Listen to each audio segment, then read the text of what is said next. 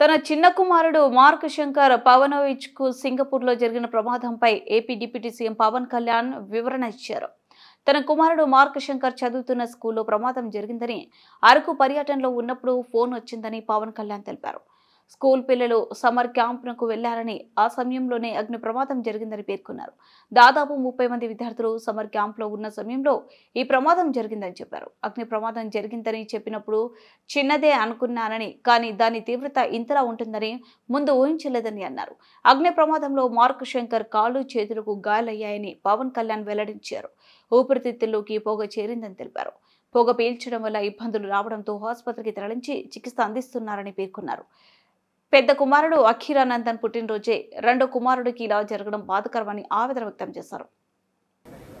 ఎలా జరిగింది అంటే ఎలా ఉన్నారో కూడా నాకు ఇంటెన్సిటీ సీరియస్నెస్ నాకు తెలియలేదు. అంతా బాగుంటుంది అనుకున్నాను. చూస్తే ఇప్పుడు తనని ప్రస్తుతం హాస్పిటల్లో జాయిన్ చేశారు. బ్రాంకోస్కోపీ పెడతా ఉన్నారు. Very tragic news. పాపం తన పక్కనే కూర్చున్న క్లాస్మేట్ మొత్తం 3rd degree బర్న్స్, దీనికి కూడా కొంత బర్న్స్ అని చెయ్యి మీదను కాలు మీద లోపల చాలా వరకు స్మోక్ అంతా వెళ్ళిపోయింది గుండెల లంగ్స్లోకి. దానికోసం ఇప్పుడు బ్రాంకోస్కోపీ చేస్తూ ఉన్నారు. ఆల్రెడీ ఇంకో పసిబిడ్డ కూడా చనిపోయింది. చాలా బాధ అనిపించింది.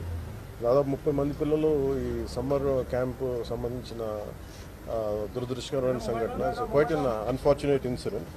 సో ఈ క్రమంలో నాకు ప్రత్యేకించి ఈ సందర్భంగా నాకు ప్రత్యేకించి ఫోన్ చేసి గౌరవ ప్రధానమంత్రి శ్రీ నరేంద్ర మోదీ గారు నాకు ఫోన్ చేసి పరిస్థితి గురించి వాకప్ చేసి ఆయన అక్కడ సింగపూర్ మనకి ఇండియన్ హై కమిషనర్ కూడా తెలియజేసినందుకు మనస్ఫూర్తిగా ప్రధానమంత్రి నరేంద్ర మోదీ గారికి నా హృదయపూర్వక ధన్యవాదాలు తెలుపుకుంటా ఉన్నాను.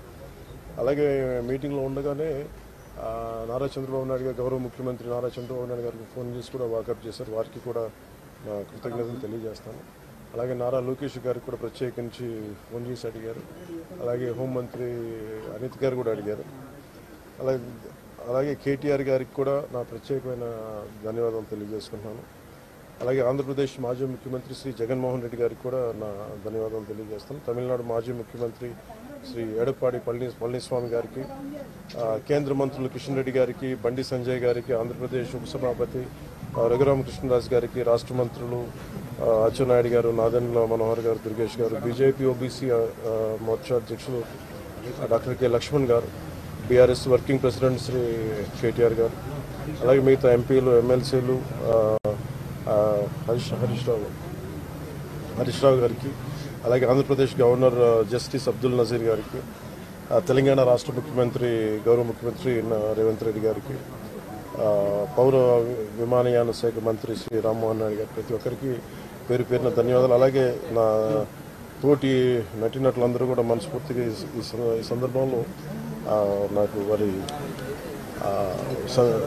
వాళ్ళ సందేశాన్ని నాకు తెలియజేశారు. వాళ్ళ గుడ్ విషెస్ చెప్పారు. మనస్ఫూర్తిగా వారందరికీ పేరు పేరున